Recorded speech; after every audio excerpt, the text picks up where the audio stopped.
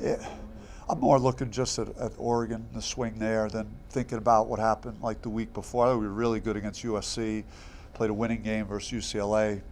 The record is what it is, the last, like you said, 5 games. Yeah, I wasn't pleased with how we defended in either game, really. Well, the first half we were fine versus Oregon, second half of that game, and then virtually the whole game versus Oregon State. I'm not taking anything away from both of those teams. I mean, Oregon, I think, made 12 or 13 shots in a row against us at one point in the second half, which if I did a drill with like one of my better teams and asked them to make that many shots like outside of the paint, I don't we could be there a while just to get a team to make that many consecutive shots. So, but they played, fantastic in that second half. And then Oregon State's got some good young players. They're 10-2 at home.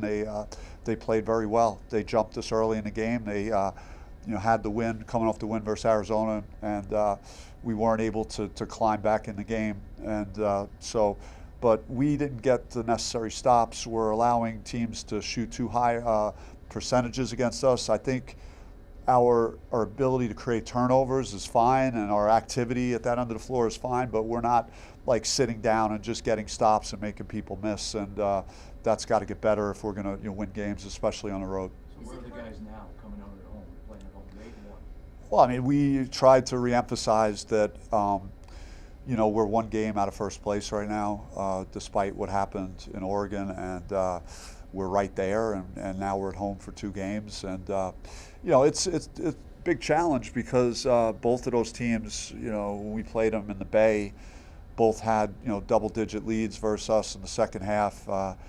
Stanford multiple times went ahead 10, went ahead 8, and we stuck in the game. We're pretty resilient in that game, and we're able to fight back and find a way to win. And the same thing with Cal. I mean, we were down big in that second half. So these are 2 teams that are very good basketball teams, and we have to play very well in order to have a chance to win. Home isn't going to be enough. Is it hard to play defense the way you want to play it because you've limited in personnel and just from a physical standpoint to press and press and press and do what you need to do to create the turnovers? Does it make it difficult where you are from a personnel standpoint? Yeah, I think you do the best you can with the hand you're dealt, and certainly we tilt more to the quick twitch, athletic side. That our activity, flying around the court. If we're playing good defense, it should feel like there are 6 guys out there, and I just don't think we were energetic enough, particularly throughout the entire Oregon State game, and we just have to do a better job, and we have to be more desperate at that end of the floor. And then we can't allow our inability to make shots to bleed into our defense, and I think that was some of the case against Oregon State. We were so bad at perimeter shooting in that game, and it impacted our ability to get stops. When your guys saw the film, did they agree with you on the energy issue? I mean, we tried to focus on positive examples on defense, and then some of the issues at that end of the floor, and just kind of dial into our communication and multiple efforts and those types of things, and then we also we watched some of the shots that were missed, particularly from 3, and a majority of them were pretty clean. They weren't forced shots or contested shots that the percentages should significantly drop. So we just we gotta step in the shots and make them, because teams aren't going to let us attack the paint if you can't prove that you could shoot the ball. You say there's ways you can expand some of these players on the bench's rules, or is it drop off in production? You're asking me developing the bench? Yeah, I mean, I said Sean Phillips was one of the bright spots in the Oregon State game, and that loss, just the way he finished the game, and he was able to attack the basket. He was posting up aggressively. He was going after the offensive glass. So, if we could get more of an inside presence like that from him on a relatively consistent basis, that would give our offense more balance, so we could throw the ball inside, play inside out. This whole season, really, the only way we played inside out is through Jose Perez posting up a guard. So it'd be nice to see that, we could maybe develop a guy that we trust, that we could throw the ball into a little bit. And then getting back on Sean's performance, I know obviously unfortunately fouling out there, but playing aggressive. But I mean, even from the first few games he's back, what kind of growth did you see from him in that Oregon State game? I liked that it didn't defeat him, what was happening in that game, because we just couldn't, it was at 20 and then we go to 16 and we got it to 15 one time and had 2 straight threes to try and get it to 12, and we could just never, put any game pressure on Oregon State, but that didn't really stop Sean from going out there and trying to be as productive as he could with the minutes he got. Any update as to Meeks and Long? Are they still indefinite? Bryson is working through the medical stuff and some testing things, and we're hoping to have more answers, for Bryson. And as far as Zane, there's been no new changes there. Coach, Jose's been a key factor for you guys this season. In your opinion, what do you think he's been such a good fit here at ASU? I think Jose, it's a tough situation for him. I've said it, before, when you don't get the whole summer, with your teammates, just to build that chemistry connection you're trying to build. But he's done a great job. Recently, he was really good on offense for us, and particularly in a game that we struggled at Oregon State. And he had two very good games at that end of the floor for us. So, yeah, he's great with his experience, all the college basketball he's played. He's been in a lot of games. He's a unique type of player, brings something different to what we bring on the floor. Marland's scoring hasn't been there these past few games.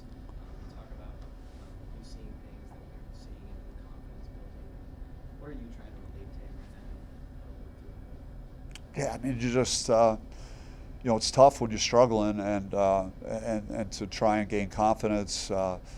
We stressed to him before we hit the road in Oregon just that, that there's a lot of season left to be played. That don't let where you're at now define you. There's, and he could still make a push, and I still believe in what I saw, and I think that, you got to trust that. We have to trust that. I think there'll be some games in his future here that he'll help us, and hopefully, he's continues to stay the course and practice hard, gets himself ready to play. Coach Frankie said he's going to donate $20 to an elementary school back home for every steal he gets this season. How important is that kind of character off the court? Can you talk about his character off the court a little bit? Yeah, I mean, that's impressive that you're not thinking about yourself, and it's thinking about others and helping people. I'm sure along the way for Frankie, there's been a lot of people that have helped him, impact him, given him a chance to get where he is. So it's nice to see that he's trying to give back. Coach, February 1st tomorrow, it's important now you go on a run, isn't it? You're in February, March, 11 Pac-12 games to go, and then Yeah. you're in the tournament. Yeah. How important is that right now to get that? I mean, we're in the hunt. We're right there. So it's there's a lot to play for, and I'm sure most of the teams in the league think they're still in it. Based on how tightly packed everything is. But yeah, I mean, there's still hope that we could get on a run and make a surge. My last 2 years here, we played very well in February, and hoping that we could recapture some of that here as we go through this month. Coach, only a couple home games left down the stretch. How important are the student section, 942 crew, and the curtain of distraction going to be in these last few home games? It's huge. I mean, it's really big to create that environment, and it was awesome versus USC, and just to hopefully we get everybody sticks with us and realize, hey, we had a tough week, but we're still right there, and these are 2 huge games for us at home, and so we're hoping for a big turnout, because a lot could happen by the end of this week, positively or negatively. Bobby, I don't have any idea who your boss is right now, but what does an athletic director do that helps a basketball coach during the season? Is there anything like helping you with refs or talking to the comics? Is there anything you're missing out on by not having the AD search done? No, I don't think so. I've been, working very closely with our sports administrator, and then Jim Rund has been really good in this transition process for me. Just the conversations that we've had about, where things are at right now with the search, and just trying to help me with things that I need. And so he's been very accessible. So yeah, in a perfect world, you would love to have someone in place, but I think it's important to to get these type of decisions right and to take as much time as necessary in order to do that. Adam and Jemiah had a dip off in the scoring this past weekend. You talked about Adam, how he had a great workout before the Oregon State game, just a right clip. You've seen some things in practice this week showing how this to get back to where he was. Yeah, that's the thing about this game that you know, I wish I had the answers to, right? When you're going into these games, my stress levels wouldn't be where they were if I kind of knew what was going to happen, you know. And with a guy like Adam, I trust his track record that, you know, he's a double-figure scorer in the SEC. He was a McDonald's All-American. He's a really good player. I mean, so yes, we need him to put the ball in the basket if he's open, and I've seen it happen again throughout the offseason to know that he's capable of doing it. And just going through a tough stretch, you go through these internal struggles with your confidence, and that's for him to figure out. Like, he knows his shot and what adjustments he might have to make. And as far as Jemiah, I just want him to be aggressive, you know, be aggressive at both ends of the floor. I think he wasn't a little bit too passive in both of those games offensively, just trying to attack. So, you know, hopefully he'll do that a little more this week. Coach, after the shooting performance in Corvallis, how do you motivate your guys to, you know, not be nervous to shoot the ball, or, you know, how do you kind of help them get the ball in the basket? Well, I mean, we just didn't miss. We missed layups too. We missed layups and jump shots, and so I mean, it was the perfect storm of missing shots in that game, the Oregon State game, and you know, just remind them, hey, you know, these guys are in kind of like the 1 percentile of basketball players that get to play at this level. If you're at this level and you have an open shot and Coach Hurley is letting you take that shot, man, we got to just hit them at a better clip. We just got to, you know, we got to step into those shots with confidence and you know, because that'll open the court up more for the guys that we have that can attack off the dribble. But until that happens, we're just going to, you know, the court is going to shrink massively. And so we have to prove that we can, you know, make those shots. It is mostly confidence. I mean, I've seen these guys in shooting drills and scrimmages and other games, other years. I know they could all make the shots, you know, or else I wouldn't let them take them. Now, you get to a certain point and the numbers are what they are at a certain point in the season. So, you know, we're not good at that right now. You know, shooting the ball mainly from 3 more than 2, but there's still time for guys to, you know, to find themselves and be able to execute, make those shots. Jose talked about just how much he's enjoyed the freedom of being able to play the system like yours and the freedom to give your players. When things aren't going as well and hitting the shots that they're supposed to, does it cross your mind and maybe limiting that freedom a little bit for your players? Yeah, I mean, it's you know, we have a certain style, a certain way that we play, and I don't think we're built to, you know, just milk the ball, take the air out of the ball, and then hope someone can make a shot late in the clock. We can't really throw it inside like that. We, you know, we have to be able to get out in transition before defense could get set and find a way to get an easy shot that way. So I'm not going to micromanage the offense. It's, you know, you got to trust your players. This is who we have in Arizona State uniforms playing, and I don't play to be conservative and hope that the other team misses. And you know, if the other team wants to play very deliberate and slow, and they have the guards to do that, and we're in that type of game, well, we got to survive that type of game. But that's not my preference. It's never been my preference. It's why you saw the crowd as excited as it was in the USC game, because, you know, we were active, making plays, getting out in the open court, dunking the ball. Crowd was going nuts. That's what I want people to come here and watch. I don't want to come here and watch the paint dry here at the DFA Center.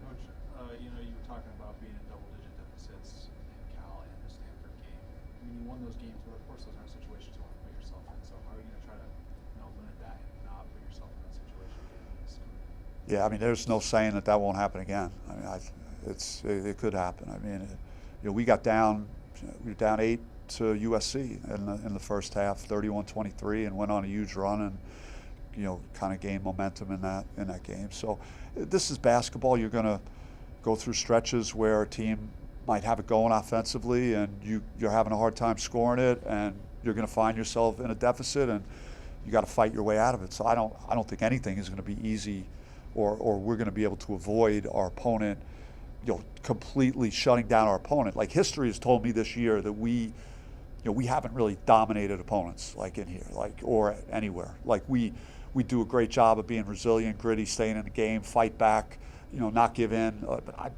this team has not shown me yet that we just could go and dismantle somebody. Coach, basketball is a game of runs, and some of your guys' biggest losses of the season, you've been on the wrong side of some runs. Have you seen any sort of overarching trend throughout the season that has sort of prevented you guys from putting together a full 40? I mean, we're doing the best we can, and the guys that we have here are doing the best we can. That's all I could say. I mean,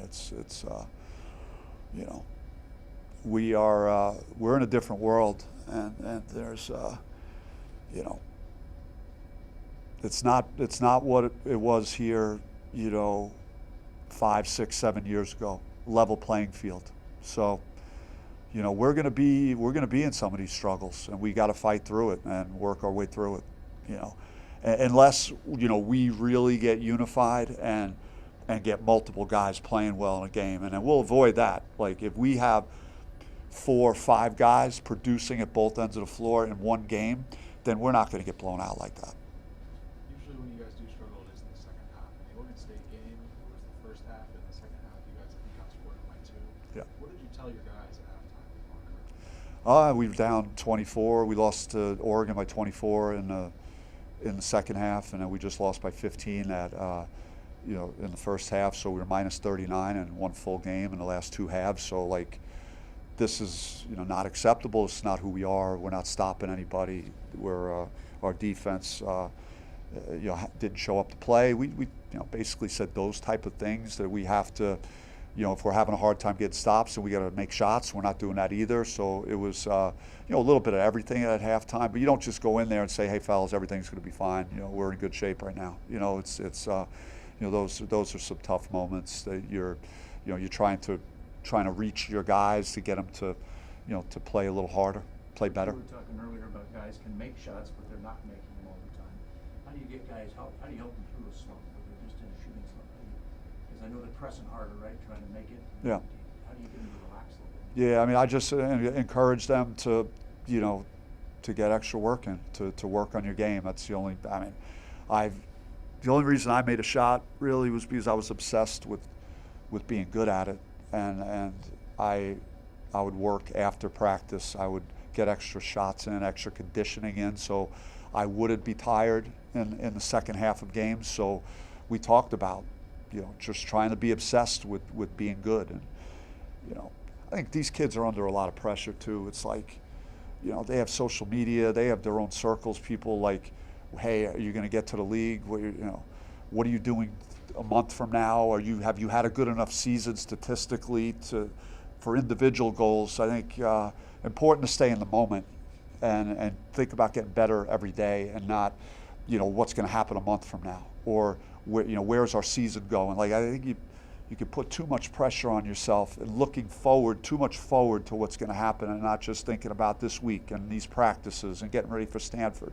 And if you do that, I think we'll maybe relax and have better success.